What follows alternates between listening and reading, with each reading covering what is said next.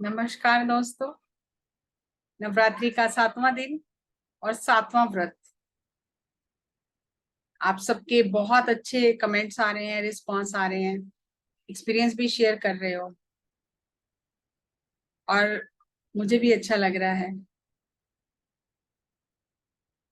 ये सारे जो कॉन्सेप्ट हैं ये एक एक दिन व्रत करने वाले नहीं हैं, ये अब चलते ही रहेंगे हमारे साथ में और धीरे धीरे हमारे जीवन में बदलाव आता जाएगा। नई नई चीजें नई तरीके से करने से थोड़े दिन उसका असर रहता है और जब वो हमारा स्वभाव बन जाएगा तो फिर वो अपने आप ही होने लग जाएंगी हमसे। तो आज 7वें दिन का व्रत क्या है ये देखते हैं।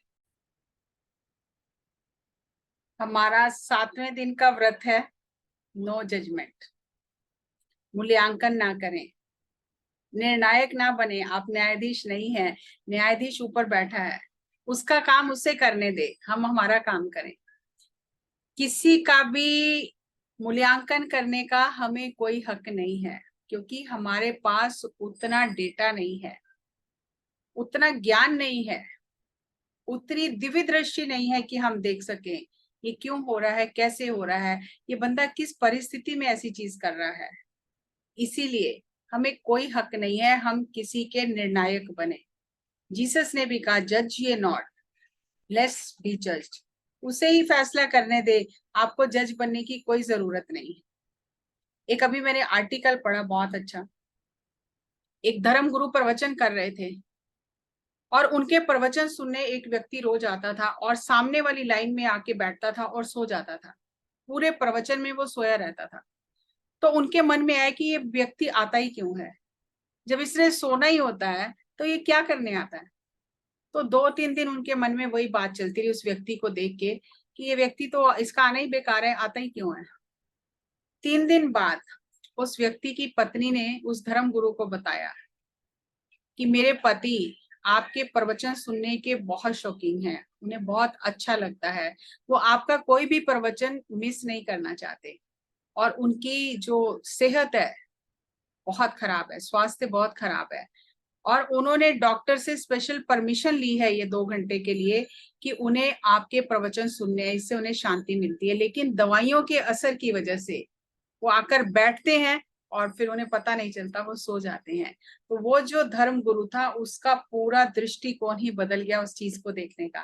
पहले वो कैसे देख रहा था, जज कर रहा था, लेकिन निकला क्या, बिल्कुल अलग बात निकली। हमारे जीवन में भी ऐसे ही होता है, हम भी ऐसे ही करते हैं, जज करते रहते हैं और बाद में पता चलता है कि जो हम सोच रहे थे वो गलत था, वो व्यक्ति सही था। मन से ये जजमेंट ही ना उठे ऐसा तो असंभव है। मन का स्वभाव है, प्रकृति है मन की जज करना, अपना निर्णय सुनाना, अपनी बात रखना। जैसे एक ऑफिस में सीईओ होता है, उसका एक पीए होता है, तो पीए का काम होता है वो सब चीज डायरी में नोट करके याद कराता रहता है, आज इसके साथ मीटिंग है, आज इसके साथ मीटिंग है, इतने बजे यहाँ जाना, इतने बजे यहाँ जाना, वो पीए का काम है। तो ये जो मन है ये आत्मा का पीए है, उसका काम है याद कराते रहना, ये करना है, ये करना है, ये करना है। लेकिन करना या नहीं करना ये आत्मा का निर्णय है। हमें आत्मा का पता नहीं चलता और हम मन के पीछे चले जाते हैं, क्योंकि आत्मा को तो हमें इतनी ऊर्जा ही नहीं दी हमने कि हमें आत्मा बताई कि नहीं इसके तो बात ये तो करता रहेगा। अब जितनी भी बातें ये बताता है सारी तो नहीं मानता ना सीईओ, कई मीटिंग वो कैंसिल कर देता है। तो हमारे पास वो पावर है, सुनना नहीं सुनना, मानना नहीं मानना। उस विचार को, जजमेंट वाले विचार को हम कैसे देखते हैं, उसको हमने अपने दृष्टिकोण को बदलना है। और हमें ये जानना है कि ये अस्थाई है, अभी ये विचार आया, थोड़ी देर बाद ये बदल जाएगा, परिस्थिति बदलेगी, विचार बदल जाएगा। हमें इस विचार के साथ बह नहीं जाना है, क्योंकि हर चीज परिवर्तनशील है। और बहुत बार मेरे साथ भी ऐसा होता था कि इमीडिएटली रिएक्ट करना, जज करना कि वो सामने वाले ने जानबूझ के ऐसा किया है, मुझे मालूम है उसने जानबूझ के मेरे साथ ऐसा किया है। और शुरू में ध्यान में आने से पहले रिएक्ट करने से सब रिलेशन खराब हो जाते थे। लेकिन ध्यान में आके जब ये सारी चीजें पता चली और उनका प्रैक्टिस करना शुरू किया, तब मैंने एक बुक पढ़ी थी, उसमें ये लिखा था कि जब भी आपके मन में जजमेंट आए तो आपको तब क्या करना है, वेट एंड वॉच। अपने मन को ये मैसेज देना है, वेट एंड वॉच, देखते हैं क्या होता है।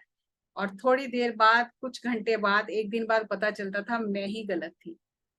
तो कितने ऐसे क्षण थे जहां टकराव होना था, रिश्ता खराब होना था, उनसे मैं बच गई क्योंकि मैंने थोड़ा सा समय लिया, वेट एंड वॉच, और पता चला मैं ही गलत थी। तो ये हमारे जहां हम देख रहे हैं जजमेंट नहीं करना, तो क्या करना है वो भी साथ साथ हम जान रहे हैं। और जैसे ही मन में जजमेंट उठे, कोई ऐसे विचार उठे जो स्वाभाविक है उठने, साक्षी भाव से देखिए, ना उन्हें रिजेक्ट करिए, डिस्कार्ड करिए, और ना ही उनके साथ चिपक जाइए कि ये तो ऐसा ही है, क्योंकि हमारे जीवन के अनुभव ऐसे हैं, हमारा मन हर एक अनुभव को जज करता है, अच्छा है बुरा है, लेकिन हमें न्यूट्रल में रहना नहीं आता। हमें सिंपली प्रेजेंट मोमेंट में रहना है, न्यूट्रल में रहना है, न्यूट्रल में रह के देखना है। जैसे किसी ने हरा चश्मा लगाया तो सब कुछ हरा दिखाई देता है, पीला लगाया हो तो सब कुछ पीला दिखाई देता है। तो हमें अपना चश्मा ठीक करना है, चश्मे का नंबर ठीक करना है, ताकि हमें जो चीजें जैसी हैं वैसी स्पष्ट दिखाई दें। तभी स्पष्टता के साथ हम वर्तमान क्षण में आगे बढ़ सकते हैं। और जैसे ही हम वर्तमान क्षण में रहते हैं, धर्म अध्यात्म की पूरी साधना हमारे मन को वर्तमान क्षण में लाने की है।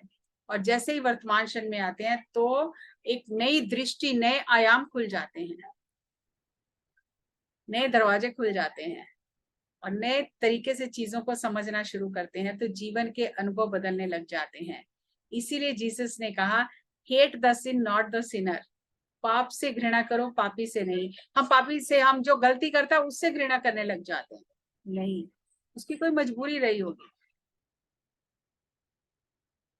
मजबूर होकर उसने कुछ किया होगा।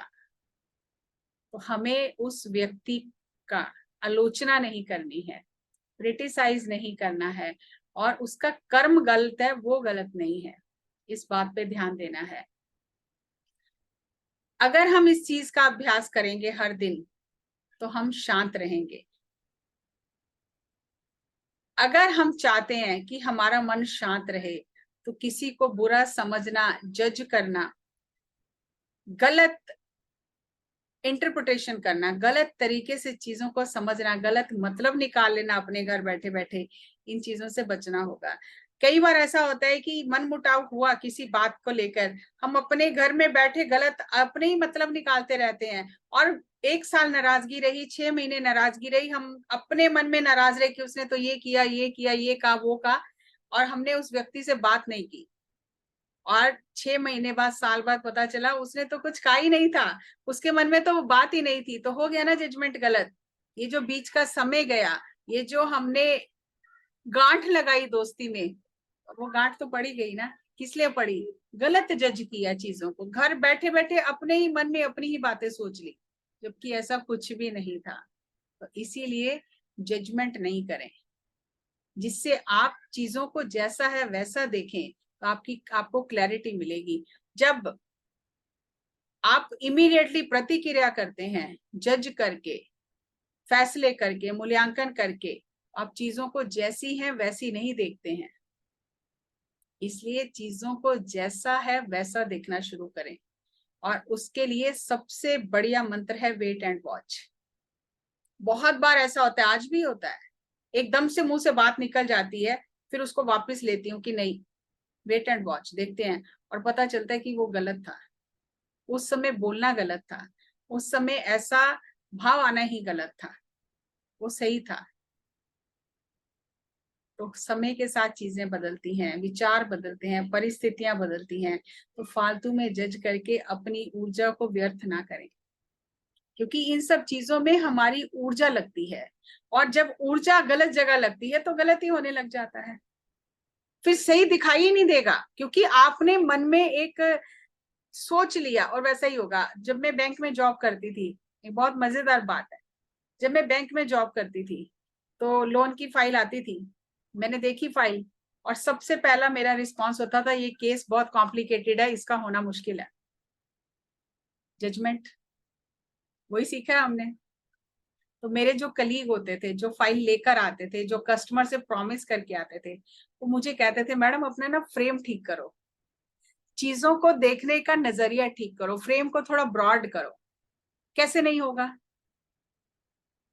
ऐसे करने से ऐसे हो जाएगा, इसमें ये पॉइंट प्लस पॉइंट है, वो देखो। लेकिन वो धीरे धीरे आदत बनी मेरी देखने की। तो सबसे पहला मेरा रिस्पॉन्स होता था ये केस नहीं हो सकता।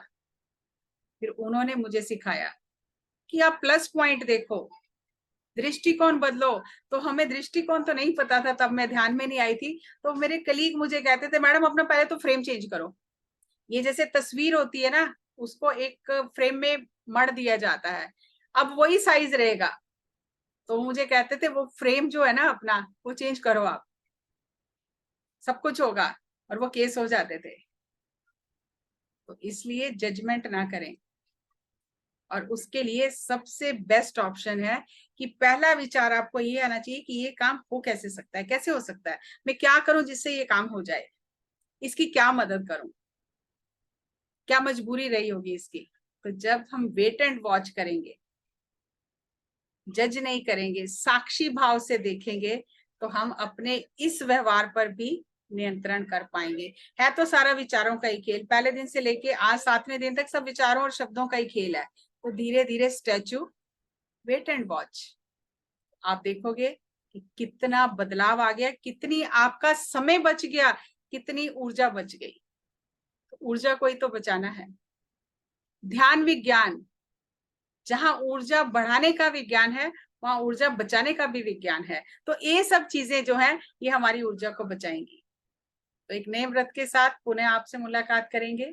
तब तक इन व्रतों का पालन कीजिए। 7 व्रत हो गए, 1 हफ्ते का काम हो गया, जो साथ चलता ही रहेगा, ये साथ साथ चलता रहेगा। बहुत बहुत धन्यवाद। Thank you, thank you, thank you.